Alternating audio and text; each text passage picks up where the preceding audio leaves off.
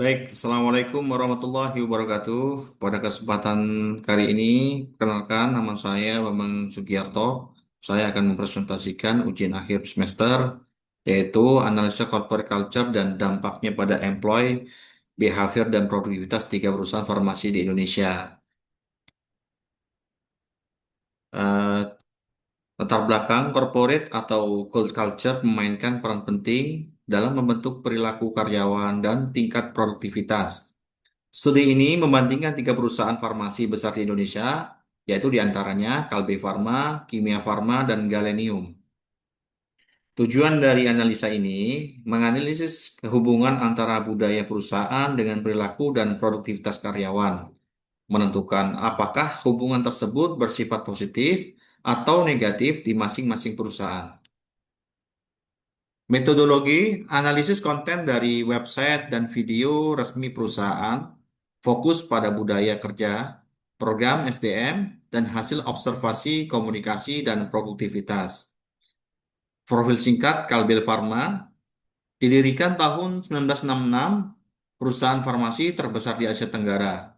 Fokus pada kesehatan holistik termasuk farmasi, nutrisi, dan layanan kesehatan digital.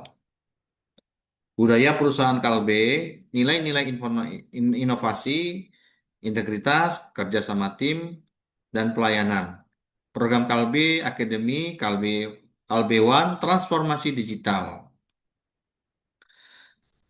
Perilaku karyawan di Kalbe, karyawan terdorong inovatif dan produktif. Kebijakan keseimbangan kerja hidup diterapkan.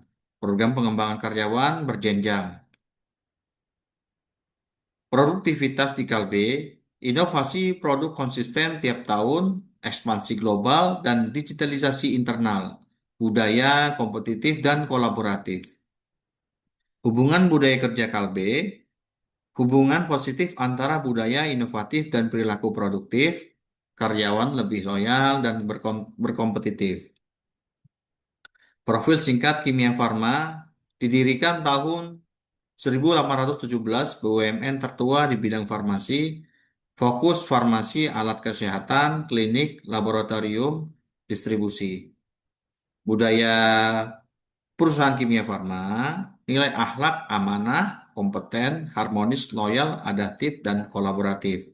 Integritas budaya BUMN dan regulasi publik. Perilaku karyawan di kimia farma, disiplin dan struktural karena regulasi ketat. Tantangan adaptasi budaya akibat birokrasi. Produktivitas di kimia farma, distribusi nasional besar, tapi ada tantangan transformasi digital. Kinerja dipengaruhi struktur BUMN yang hierarkis. Hubungan budaya kinerja kimia farma, hubungan netral cenderung negatif. Budaya formal dan biokratis cenderung membatasi kreativitas karyawan. Profil singkat Galenium. PT Galenium didirikan tahun 1980, fokus pada dermatologi dan consumer healthcare, produk unggulan Kaladin, Laksadin, dan JF.